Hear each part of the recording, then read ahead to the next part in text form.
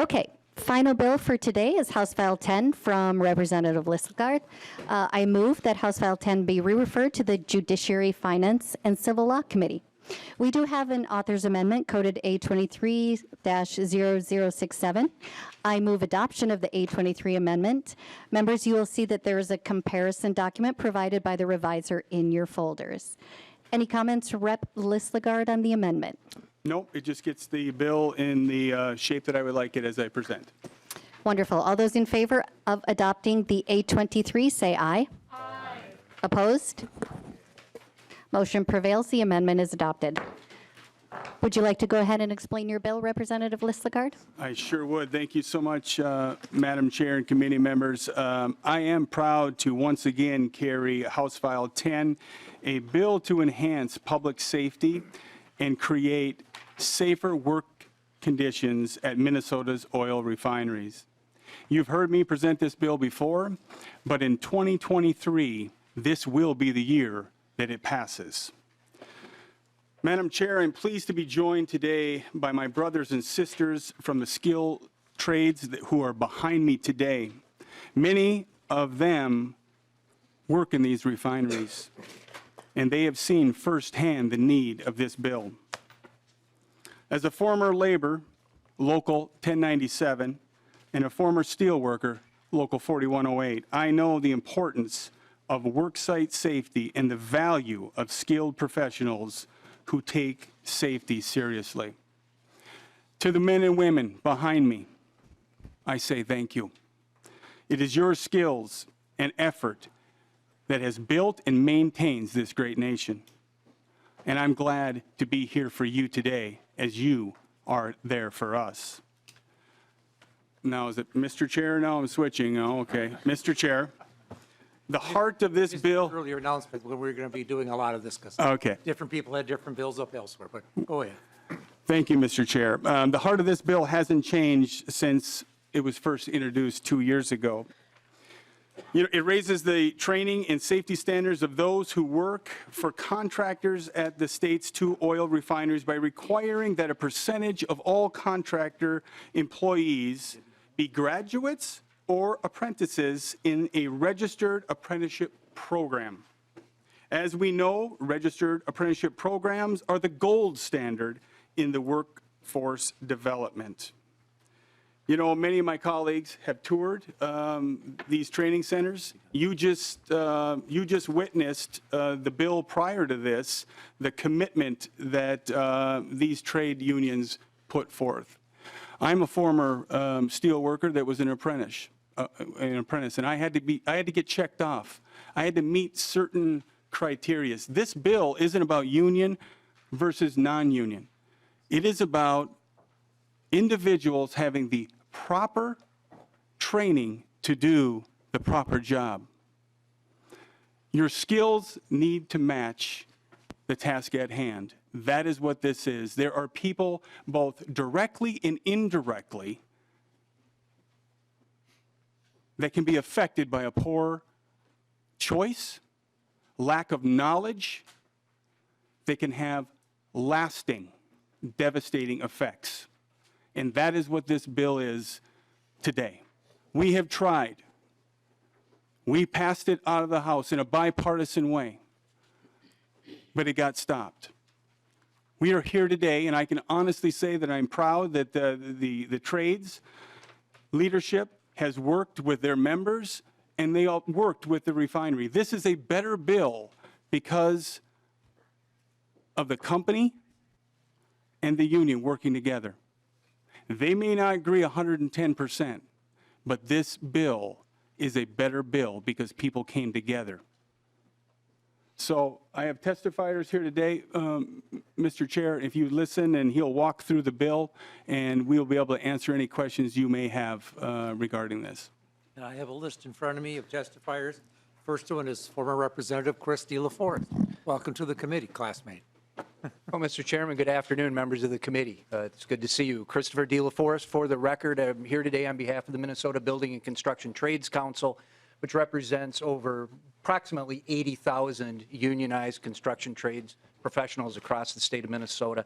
And my role today here, Mr. Chairman, I'm happy to walk through the A23 amendment, which of course is the DE amendment and now comprises the bill. We'd be happy to do that. I would say at the outset, as Representative Liz Lagarde had noted, there's been a lot of discussions. And so I think what you're going to see here in this A23 amendment, a little bit of housekeeping, some substantive changes that represent consensus, and a couple of substantive changes where we're not quite there yet. Peace in the valley, no, but maybe peace in the gully. We're still talking to each other, and we'll continue to do so. So, Mr. Chairman, on page 1.22 is the first substantive change, and you'll see throughout the A23 amendment where effective dates have been changed. That is an item of consensus. We think it makes sense, all the parties do, to have a longer implementation date here for a number of reasons I can go into during committee discussion if it's the committee's desire. Turning to page 2.1, you see a number of definitions that work through here. In particular, I would draw the committee's attention. Beginning on 2.22, you see subpart 3, and then on 2.25, subpart 4. That's an expansion of how we define safe and skilled. It is an item of consensus that attempts to draw a broader labor pool. Continuing on to page 3 with definitions, you will see on 3.6 and then on 3.19, that is a safe harbor for original equipment manufacturers. It's fairly standard, found in other statutes that have safe and skilled requirements, as well as some site-specific agreements between the trades and refiners and other management. Next, Mr. Chairman, 3.24 through 3.26, you have two substantive changes, as I alluded to just a moment ago. Effective dates are changed, but also importantly, you see really what comprises the heart of the bill here, and that is the safe and skilled requirement, which is phased in 30%, then 45%, and then 60%. Those who have been with this bill in prior sessions will note that this is a significant reduction and is nonetheless an item of consensus here that the trades do support. The next substantive change, Mr. Chairman, is found beginning on 3.27, but specifically on 3.30. It is what we call a right of first refusal. That is, if the call goes out for a contractor to provide the safe and skilled workforce, and that workforce is not provided within 48 hours, weekends, holidays exempted, then the owner-operator is exempt from the requirements of the statute. Next, Mr. Chairman and committee members, is 4.4, what we call an emergency exception. I think that's pretty self-explanatory. If, God forbid, there's an oil leak, there's a fire, most people will not be concerned about the requirements of this or many other statutes, I'm sure.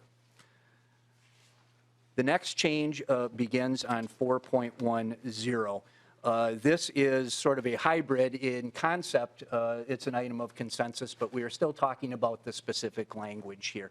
But the main idea here with this is to provide a safe harbor, if you will, or a choice. And that is that the refiners and the contractors, they can reach an agreement via a voluntary project labor agreement or a site-specific agreement, which would relieve them of the requirements of the statute. So it's an either or, if you will. There's been a lot of discussions amongst us about that. And again, I think all the parties recognize that in concept, this is desirable to have this voluntary safe harbor if desired, if an agreement can be reached, and therefore get outside of the requirements of the statute itself. Mr. Chairman, you have subdivision 3 penalties. That is under the jurisdiction of the Judiciary Committee. So those who want to learn more can come Thursday at 8:30 a.m. I'm happy to talk about it if you wish, but I know that's a Judiciary item. And finally, Mr. Chairman, 5.5, that is a grandfather clause. So if there are existing contracts that are in effect at the time this statute takes effect, they would be grandfathered and wouldn't be subject to the disruption that may occur because of the requirements of the statute. Mr. Chairman, that's my presentation of the A23 amendment. I don't know if you want to take questions or move to testifiers, but I'm here. Mr. De La Forest, we'll go to finish the testifiers, and then we'll go back to questions. And if you want to hang close, if you want to pull the chair over there and sit next to. And the next person I have on my list is Kate Peruchek. I'm sorry. Kate.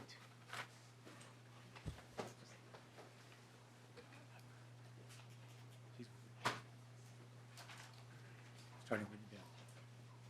Welcome to the committee. State your name for the record and proceed. Good afternoon, Mr. Chair and members of the committee. My name is Kate Peruchek, and I am Deputy Commissioner at the Department of Labor and Industry. Thank you for the opportunity to testify today. I am pleased to speak in support of House File 10 as amended. The requirements in this bill for a skilled and trained contractor workforce in the construction and maintenance of petroleum refineries will ensure workers have the skills and training needed to perform the work safely. There are more than 11,000 registered apprentices actively training in various occupations today in Minnesota. Around 90% are in the construction industry. Registered apprenticeship is a time-tested, employment-based training model that combines structured on-the-job learning with required related technical instruction. To be registered with the department, programs must deliver experienced journey worker supervision to guide and oversee apprentice work, a minimum number of hours of related technical instruction per year, and a minimum number of hours of safety instruction during the apprenticeship term. These requirements ensure high-quality training and effective knowledge transfer with an emphasis on safety as one of its core components. Well-trained workers improve workplace safety. That is good for workers, good for employers, and good for Minnesota. Thank you for the opportunity to testify. Mr. Chair. Representative Schultz. Thank you, Mr. Chair, and to my former colleague, Ms. Peruchek. Could you lay out for us what is the process for a registered apprenticeship program to become registered? Representative Schultz, we want to get through the testifiers, and then we're going to go. She'll be sticking around so she can answer that. So, can you answer that quickly? Sure, happy to, Mr. Chair. So an employer or a joint employer and union program can come to the department. They have to meet various standards of apprenticeship. So as I mentioned, has to be at least 144 hours of related technical instruction a year, at least 2,000 hours of on-the-job learning, and 50 hours of safety instruction. It also has to be within an apprenticeable occupation, which are determined by the U.S. Department of Labor. We follow federal law as well as our own requirements in Chapter 178. Mr. Chair, I just have one very brief follow-up. Quickly. Yeah, thank you, Mr. Chair. Is there anyone who's allowed to veto that, or is it you meet the check marks and you're good? Ms. Peruchek. Mr. Chair, the commissioner evaluates the programs to ensure that they meet the requirements in federal and state law. With that, the next person I have on my list is Ben Wiedemann. And if we to keep things moving, the next person I have is Ryan Biermann. So if you can get ready, and if you can kind of limit it to around 2 minutes, that'd be great, so we can get to questions. Welcome to the committee. Please state your name for the record. Thank you, Chair Nelson and committee members, for your time. My name is Ben Wiedemann.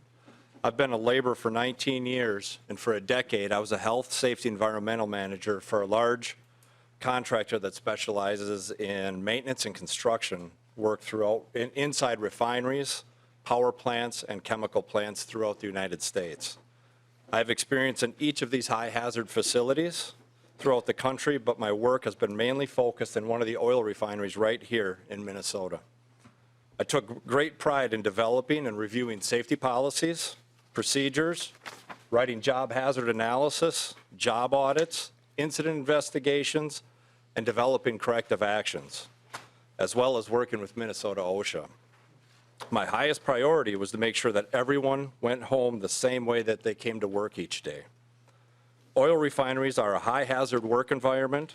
Some of the hazardous work scopes include using respirators, including supplied air respirators to perform their work because of chemical and respiratory issues or hazards, building complex scaffolds, working in excavations or trenches, working in confined spaces, or making lifts with cranes. Then add in that these employees work around running refinery equipment.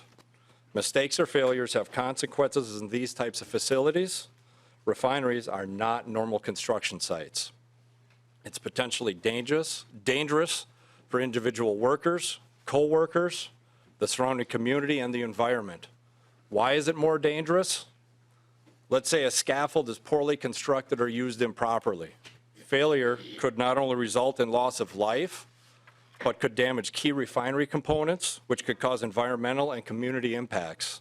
Another example, imagine a crane lift that could be lifting thousands or even hundreds of thousands of pounds.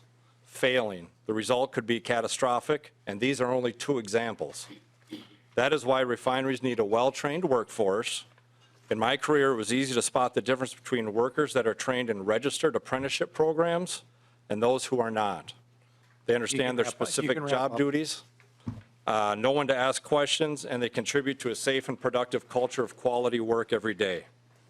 I believe it's good business and cheap insurance to have a high level of training for workers in these high-hazard work environments. Passing the Refinery Safety Act protects workers, the environment, and the community. Thank you for your time today. Thank you for your testimony. Again, next, Ryan Biermann, and after that, I got a Lucas Franco. If you want to be ready. Welcome to the committee. State your name for the record and proceed with your testimony. Ryan Biermann. Good afternoon, Chair and Committee. My name is Ryan Biermann. I've worked at St. Paul Park Refinery for just shy of 22 years as a vacancy relief operator in the crude area. I'm also Chief Union Steward. I love my job. Myself and many of my coworkers are worried about the decline of the safety and training standards for contractors at the facility. I'm here today to talk to you about some of the troubling issues that I've witnessed with contractors and advocate for improved safety and training standards. The bill before you today will make sure that the refineries like St. Paul Park are safer places to work for employees and the people who live or go to school nearby. Let me be clear, a refinery can be a very dangerous place to work. A mistake can have catastrophic consequences. Using the wrong equipment to clean a tank, failure to use the proper PPE, incorrectly handling chemicals such as hydrofluoric acid are mistakes that not only can put the refinery workers at risk, can also put and expose the neighboring communities to a disaster. I've seen firsthand what happens when highly trained contractors are replaced with contractors who do not train their employees to apprenticeship programs standards. That is a risk that does not need to exist.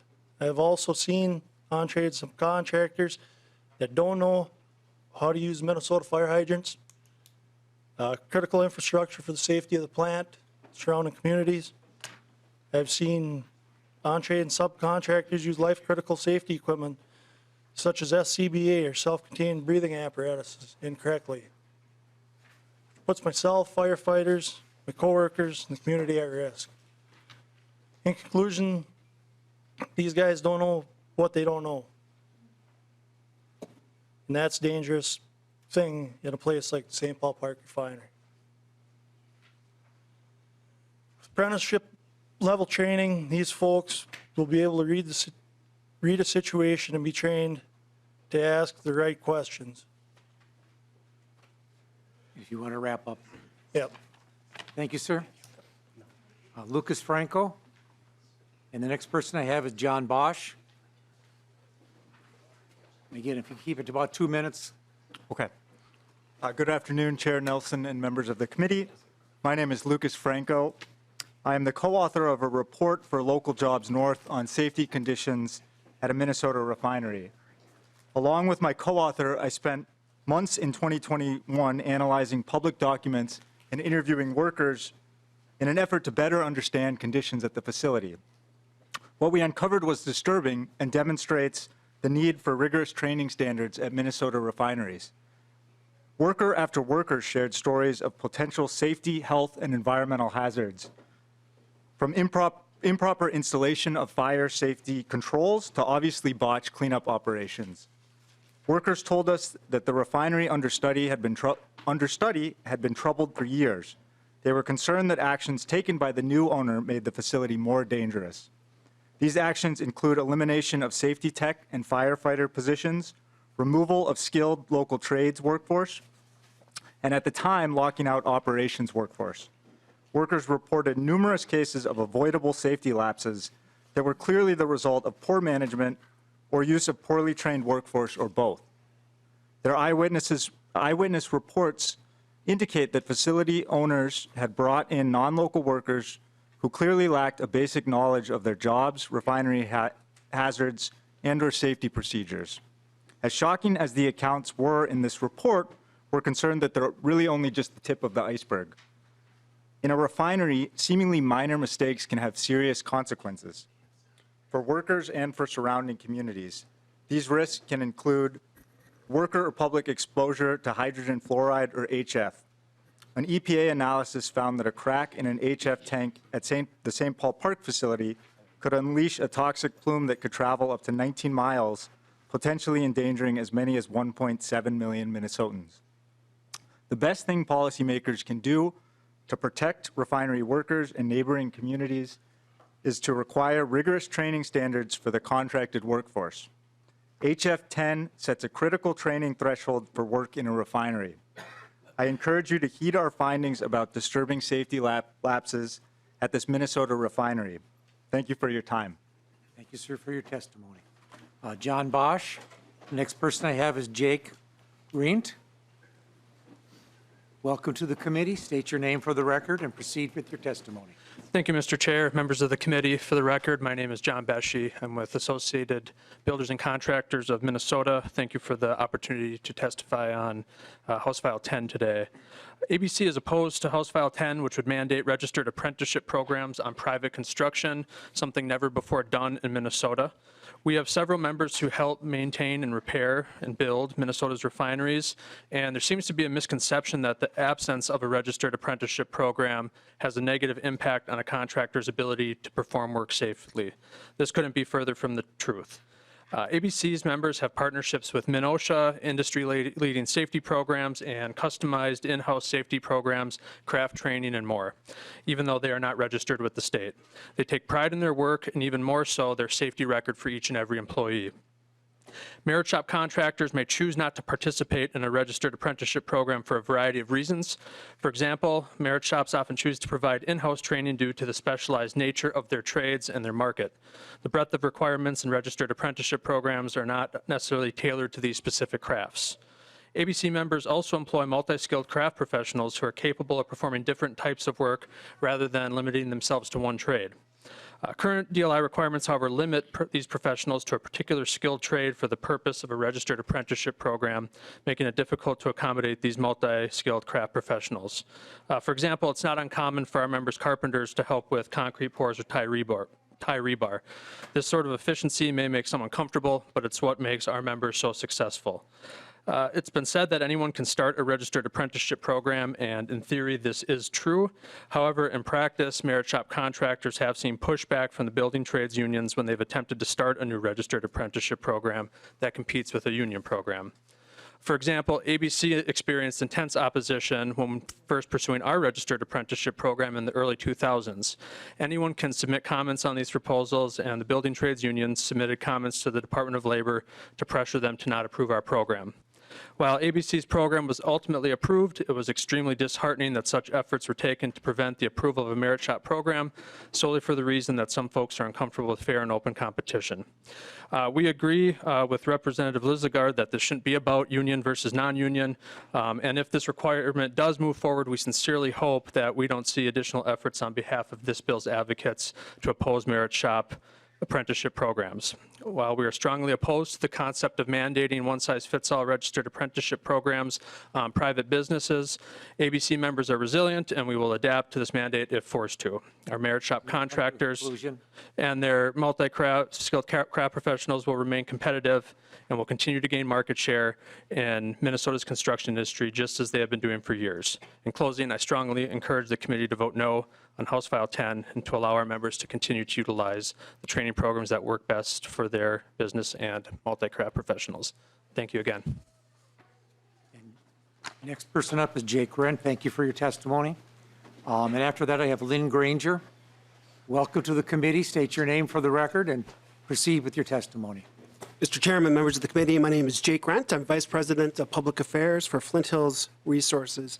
Flint Hills is a leading refining company with operations primarily in the Midwest and Texas. We own and operate the Pine Bend refinery in Rosemont, Minnesota, which is responsible for producing the vast majority of Minnesota's transportation fuels and a significant portion of the fuels the surrounding states depend on as well. We are one of only 2 businesses in Minnesota that would be subject to this legislation. I believe we would also be the largest refinery in the handful of states around the country that have this legislation. We hire hundreds, sometimes thousands of highly skilled contractors to support our operations. Our maintenance events can exceed more than 3,000 contractors every day. We've had years where we've averaged more than 1,000 contractors on site every day, which, for perspective, is more than the total number of people who worked at U.S. Bank Stadium during peak construction. We're a busy place. Given the scope and complexity of our contractor workforce on which we rely, this legislation is hugely consequential to our operations. The vast majority of our contractors we hire come from the Minnesota building trades. We have long worked collaboratively with the leadership of the trades to promote the trades and to deepen the pool of skilled labor available in Minnesota to help support our operations. It's a partnership we value very much. We also work collaboratively with the Minnesota trades on workplace safety, which of course is our top priority.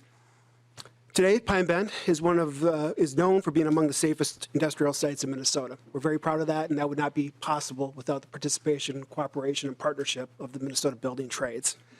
It's important to emphasize we share the same goal as the authors and supporters of this legislation. We all want a safe, well-trained, well-qualified contractor workforce. I particularly want to thank Representative Liz Lagarde and labor leaders for their willingness to listen to our concerns and consider changes, including some they've already adopted. So we very much appreciate that.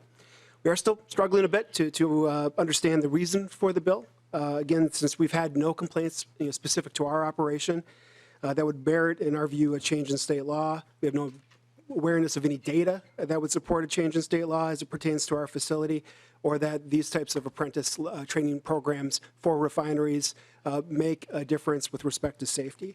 That said, again, we really appreciate working with the author and supporters of this legislation to try to improve the bill. I will note, however, that all experience and training are not the same. There is a difference between those that have apprentice level training and those that have refining experience. Those are very, very different things. We have significant training requirements at our facility that go well beyond apprentice level programs. These requirements. Yes, thank you, appreciate that. We also, for clarity though, we do often expel contractors from our facility who do not meet our specific safety standards. So it's really important to us that this legislation not supersede or otherwise interfere with our site agreements that lay out these very specific safety requirements that have helped make our facility among the safest in the country.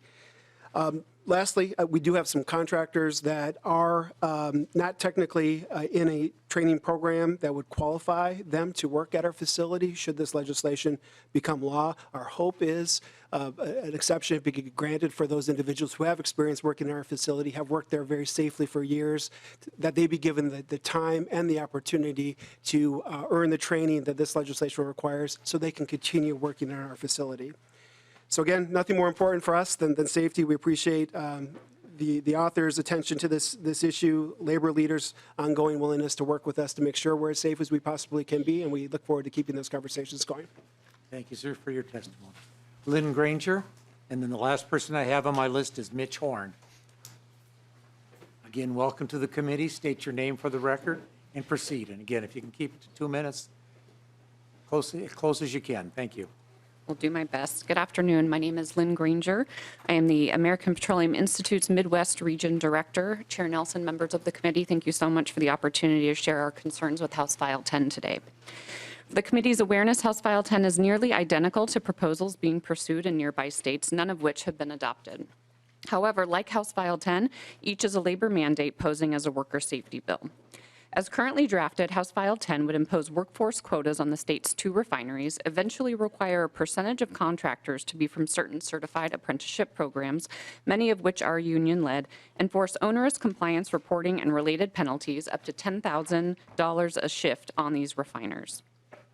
I'll briefly address several concerns we have with House File 10, which are related to safety, worker availability, costs, and timing. The safety and well-being of our members, employees, and contractors working in the downstream portion of the industry, as well as those living in nearby communities, is of utmost importance. This commitment is demonstrated by our refining sector's safety performance record that rivals the entirety of the U.S. manufacturing sector. Given these statistics across industries, it brings into question why the in-state refineries were targeted with this legislation. Additionally, House File 10 proponents have offered no data to support any safety issues at Minnesota refineries. To accomplish this consistent safety performance, companies must have the ability to select the right contractors to do work in their facilities. This is done by selecting the safest and most experienced contractors, whether they be union or non-union. Regarding workforce, we're concerned that this mandate or eligibility requirement could affect the availability of workers needed to perform highly skilled tasks. Limiting the contractor pool may very well result in less qualified contractors working in refineries or a delay to regularly scheduled maintenance.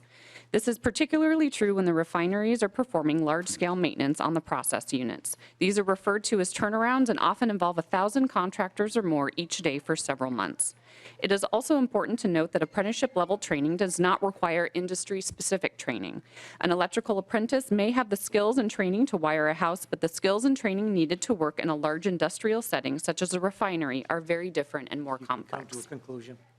Refineries require flexibility to hire the safest and most experienced contractors for the highly specialized work within the refinery gate. Potential contractors are selected after a rigorous selection process that reviews their safety performance, management systems, and safety training programs. Again, API views union and non-union employees and contractors as vital to the industry. Of critical importance is the ability to utilize highly skilled and safe workers. However, House File 10 is not about safety. Rather, the proposal is the government inserting itself into the hiring practices of the private sector, creating an uneven playing field. House File 10 could also jeopardize worker and community safety, challenge the economic viability of Minnesota's refiners, lead to immediate job losses and increased costs. As such, we respectfully encourage you to oppose this legislation. Thank you so much. Mitch Horn, thank you for your testimony. Again, welcome to the committee. State your name for the record and proceed with your testimony. Good afternoon, Chair Nelson, members of the committee. My name is Mitch Horn. I am site manager for Turner Industries at Marathon St. Paul Park Refinery, and I thank you for the opportunity to be here today regarding House File 10. First, I'll give you a brief overview of Turner Industries. We are an industrial contractor that's been in business for over 60 years. We offer 58 different services to industrial sites all over the nation, just like the two here in Minnesota. We work both non-union and union within these sites and believe that flexibility is paramount for an owner's ability to manage their unique site requirements in the safest way possible. As a contractor that operates inside these high-hazard facilities, the safety of our people and community stands above all else. We were extremely fortunate as a company to finish 2022 with an OSHA recordable rate of 0.20, well below the industry average, and operated in 404 sites OSHA recordable free. This is achievable in every single one of these sites. My goal here today is to shed some light to the impact this could have on the team I represent, and more importantly, the guys and gals I call family. In my understanding of this third engrossment, it could directly impact all 45 of our current employees and their families, most notably the 25 that are from the metro area with 133 years of cumulative experience within St. Paul Park Refinery, and the 13 that have relocated themselves, families, and are now committed to this same community. With us today are two of these individuals, Mike Tooman and Jim Kramer. Both are born and raised right down the street in Cottage Grove and are now raising their families in the same community. They each possess over a decade of experience within St. Paul Park Refinery, and their knowledge and experience is instrumental not only to Turner's safety and success, but the refinery and the community alike. Like all our employees, this is their home away from home. This industry can be very demanding, and often you spend more time with your work family than you do your own family. This bill, as currently drafted, threatens all of our team with only a handful of options or possible outcomes. One, this could certainly displace them of their work family and significantly impact their livelihood. Two, it could negatively impact their current career trajectory or inherently place a lower ceiling on that trajectory. And three, there are hundreds of sites outside of Minnesota that could potentially offer individuals opportunities in an immediate positive trajectory. which leads to some very difficult conversations at home. If you want to come to a conclusion. Yes, sir. And following the progression of this bill, and as you've heard from other individuals that have testified today, I mean, it appears all parties have been actively engaged in conversation and continue to attempt to find common ground. With a vote in opposition today, I hope it will give all parties the proper amount of time to sufficiently assess every possible impact and outcome and truly come together in a manner that ensures it does not negatively impact the individuals involved, including the team I represent, the community, or the owner's ability to properly manage operations of these high-hazard facilities. Thank you for your time today. Thank you for your testimony. Discussion to the bill. I've got Representative Schultz on the. Representative Schultz. Thank you, Mr. Chair, and I realize we only have a few moments left, but We're going to go a little bit long, but okay. So our plan is to extend our discussion here. Okay.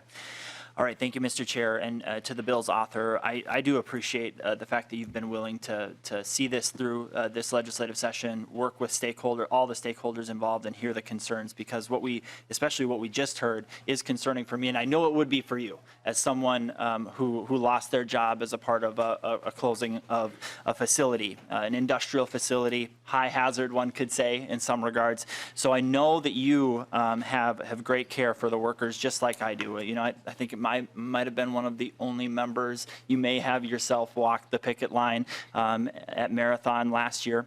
And so what to the author, like, what are you, as we look at this, this legislation appears that if you are a non-union employee, like, what is your path forward here to keep your job at the facility if you are a non-union employee? Representative Listlegard. Well, thank you, Mr. Chair, and to Representative Schultz. To me, it's really simple. This whole bill is about safety and having the proper training. And so if I worked for a non-union company, I would be encouraging them, or I would be leading the way for that a non-union company to come up with a certified apprenticeship program where me and my family, working family, would have the ability to stay there. To sit back in this situation and not address the concerns that the gentleman that came up here and testified as a employee, direct employee, and him watching contractors come into the facility that aren't properly trained, doing very dangerous tasks. So for me, if I was one of them employees, I would be pushing the non-union company to create what we're asking for: a certified apprenticeship program to make sure that individuals have the proper training to do the proper job the proper way. That's simple. Representative Schultz, one follow-up. Thank you, Mr. Chair. I was hoping that we would hear, and thank you, Representative Listlegard. I was hoping that we would hear today a few more examples of how safety hasn't been the case for non-union contractors through the testimony that we heard. And so my concern is that, because for me, I think about the employees who have worked at this particular refinery, pick one of the two that we have here in Minnesota. They worked there for 5, 10, 20 years, and they might be the absolute best person because they know the area that they work. And now we would be shifting to someone else, fine. But number two, that person then isn't there for that, and they may be out of a job if they, through their employer, don't have a registered apprenticeship program. Representative Listlegard. Well, I don't know if there was a question there. I don't hear a question, but I would just go back to, I'd organize. That's who I am. I'd organize, and I would be going out and finding out that proper apprenticeship program, whatever it is, to keep my family working. So, I mean, I don't know if your House Research has an opinion, but I can turn it over to Representative Greenman, you have a question. Thank you, Mr. Chair. And I really appreciate this. Thank you, Representative Listlegard. Thank you for the folks who testified. I actually don't have a question because we've heard this bill a lot. And we've heard a lot from workers. And I will note for the record that the committee room is full of folks, workers, many of them from the plants were testifying. And so when I hear ABC and others sort of talk about safety and disregard those stories, disregard the workers who are coming and saying, what we need is to make sure that we have a skilled workforce. What we need is to not wait until something catastrophic or, someone gets hurt. But in the issue of when we talk about refineries, we could be talking about not just worker injury, which is really important, but also injuries that could impact the entire communities. I think in this committee, we've talked a lot about worker safety. And a lot of times we come up as sort of, where are all of these catastrophic injuries? And I think that it is our job as policymakers not to wait. We should take action. And so I really appreciate this common sense bill. We hear a lot about apprenticeships. I think there's bipartisan support for pathways to apprenticeships. We just heard about that for apprenticeships. And now what we're saying is let's make sure that that safety that we're investing in, that worker training that we're invested in, is actually in our statute. And the last thing I'll say is when we talk about unions, we're talking about workplace democracy. One of the ways that we know that workers keep themselves safe is by participating with management in unions to keep worker safety. Another way is by coming to us and saying we as policymakers should take action to provide minimum safety standards. And that's what we're doing here. So I really just want to say I appreciate all of you coming and coming back year after year. And I hope that this is the year that we get it done. Thank you, Representative Listegard, for all your work on this bill. Representative Listegard, and remember, direct your Thank you, Mr. your Chair. comments to the chair Yep. and questions through the chair. Yep. Representative Listegard. Thank you, Mr. Chair. And it's really simple. We work, this has been over 2 years, right? They could have came and presented that the non-union companies that they're referring to put together an apprenticeship program and checked all the boxes and made sure their workers were operating safely. I mean, it was just that simple. We wouldn't even be here. So our job at some point when people feel unsafe and there is an unwillingness to correct that action, that is when we have to step in. And that is exactly what we are doing here today, and that is exactly what is going to happen by the end of this session. Representative Berg. Thank you, Mr. Chair. I just want to say welcome and thank you to all the workers in the room. I love it when this room is full of workers. I see a few of my favorite faces yet again in the audience. The workers that we're talking about in this bill are defined as skilled workers for a reason. They are the experts that go in and do those jobs every day, know the best way to do them, know the safety standards that it takes. And when the company doesn't listen to them, when they come with concerns, is why we end up with this bill. Representative Schultz, love serving on this committee with you. You were not the only member in the room who walked that picket line. I was there on the coldest night of the year at 2 a.m., brought them, Paul knows, brought them piping hot chili, and it was my honor to stay with them until the sun came up. Thank you to all the workers. Thank you for standing strong and saying we want to be safe ourselves, to have our families be safe, and have our communities be safe. Because if something happened at Marathon, there were 2 schools nearby that would have been affected by that, and it was built nearly in the middle of a neighborhood. So thank you, workers. This bill is simple. I look forward to yet another unanimous vote. Representative Kozlowski.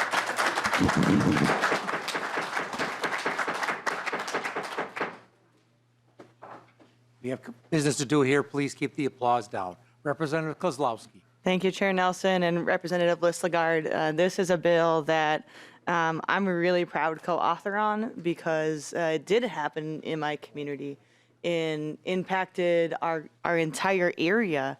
And so asking where are these,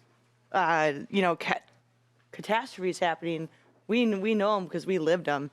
And one of the things that I just also want to say is that when we have rooms full overflowing, that we should stop and listen. And what I want to say to all of you coming here, to Representative Listegard for carrying this bill, is that I know you being in these spaces is for you, for our families, but as Representative Berg said, for our communities. I think that the number one job of a state representative is that take care of the health and safety of our people. And doing this with this bill will do that. And so with that, I would ask us to move to a roll call to take care of the health and safety of Minnesota. Roll call's been asked for, so there'll be a roll call. See no further names on my list. Representative McDonald. Thank you, Mr. Chair. I'll make this quick because I know we're up against the clock in the other committee. Representative Listergaard is all about safety, and yet, according to the API sheet on refineries have one of the most safest working conditions of all manufacturing in the state of Minnesota. And I've been listening to this for 2 years as well. Matter of fact, I have a cousin, 2 cousins that work at the refinery. He has told me that they have over 700 full-time employees every single day working on the safety, making sure it's safe. Now, nothing's perfect. Now, I think many people recognize that the apprentice shops have great programs for safety and education. But your particular bill will displace some folks that have had over 100 hours of experience working at the refineries. And 30 years. Ms. Bursick, the Commissioner of Valley, said that in order to be certified as an apprentice shop, you have to have 140 hours of work. And then she said a couple other things. That is zero compared to the 30 years and 100 hours of experience that these refineries have. I haven't heard any evidence, substantial evidence, to completely overturn the apple cart that there's a huge safety issue. And one of your comments, you said, to the skilled workers, I say thank you. Certainly, to the skilled workers here, I say thank you. How about the skilled worker that works at these refineries, including my cousin, that have 30 years of experience and safety? You're just going to displace them? Because your bill, Representative Listergaard, will do just that. So, and I had a question for you, Representative Listergaard. If a contractor shop consists of workers with, say, over 100 years of cumulative experience working in refineries, 100 hours of cumulative experience working at the refineries. 100 years. 100 years. These glasses aren't very good, are they?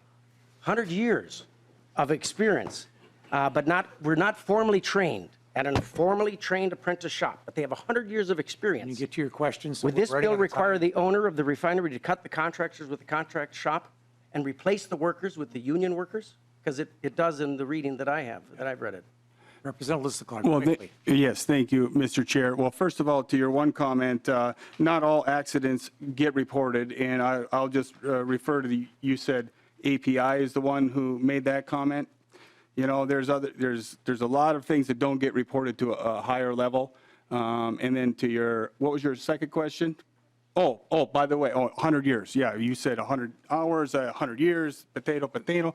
I would just say, you know what, if they had 100 years, they'd go through that apprenticeship program pretty fast, wouldn't they?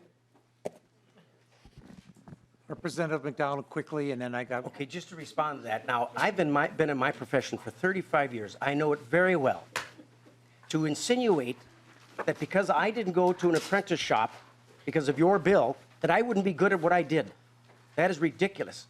So when you're saying that these refineries, these contractors that have 100 years of experience in safety, in detail particular regarding refineries, they aren't good unless they go to your apprentice shop that you're going to put in your bill, but they should be replaced with union workers? I think that is unfair to say that to those workers who had the experience and expertise in the industry. And then as far as the union shops, they're transient. They come and go. These workers are there permanently. And there you heard from the Turner, the representative, the testifier. This is very important to them. It's their contract on the life. It's their life on the line. It's their families. But they will be out. Yeah. Their experience will be out if your bill passes. Mr. Chair, I'll just comment real quick, if I may. That was Representative Listergaard. I've got one more question, and then we're going to go to a vote. Otherwise, we're going to be out of time. So Representative Myers, quick question. Yep. Well, I just want to make a statement. You know, Chair, thank you. I've had a lot of conversations with stakeholders in this, and I appreciate Representative Listergaard talking to people, continuing to talk to people, very specialized industry. And I hope as you continue to talk to people, and it's a little bit of what Lead McDonald says, is that we don't lose the workers that have the experience, the 10 or 15 or 20 years, because right now I think we all see that there's a lack of workers. So if we can, continue to look at this and make sure that there's opportunities for those workers that probably provide the safest opportunities because they have that experience, I would just ask that you look at that. Thank you. Representative Listergaard. Mr. Chair, I have one comment I have to say. Quickly, Representative McDonald, we need to get to a vote. I understand that. Representative Listergaard, I've supported several of your bills in the past, one just right before this, and I enjoy our working relationship. I can disagree with you, that's fine. We're still going to be friends, because that's what people do down here. You disagree, you agree, you still shake hands, and I find you to be a good man. But there's one thing that you did do today that I think I need to point out, is you called out one of our staff and asked for his opinion on something. And I think as lawmakers, we don't want to be, asking the staff what their opinion, although I think that they're very intelligent and sometimes their opinions are better than ours. I think as lawmakers, we got to be careful not to point out a staff member and ask what their opinion is. Just proper protocol. And he's better looking than anybody on the committee. Amen.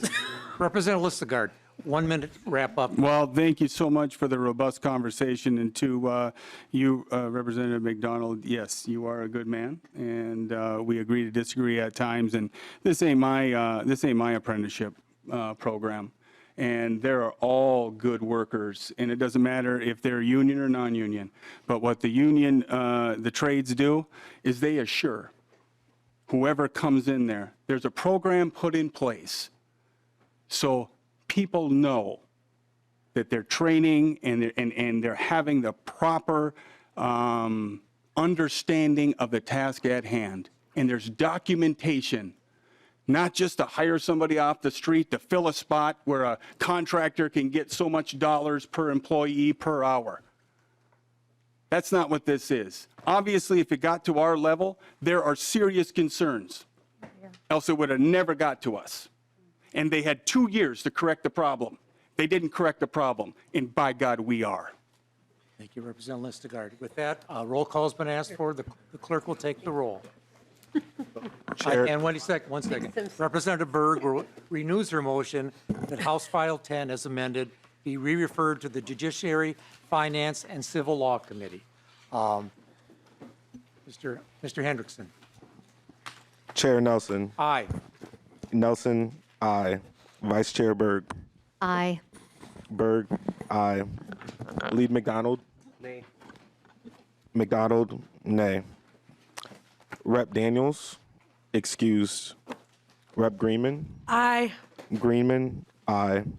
Rep Hill. Hill, aye. Rep Hill, aye. Rep Hussein. Aye. Rep Hussein, aye. Rep Jordan. Aye. Rep Jordan, aye. Rep Kozlowski. Aye. Rep Kozlowski, aye. Rep Mecklin. No.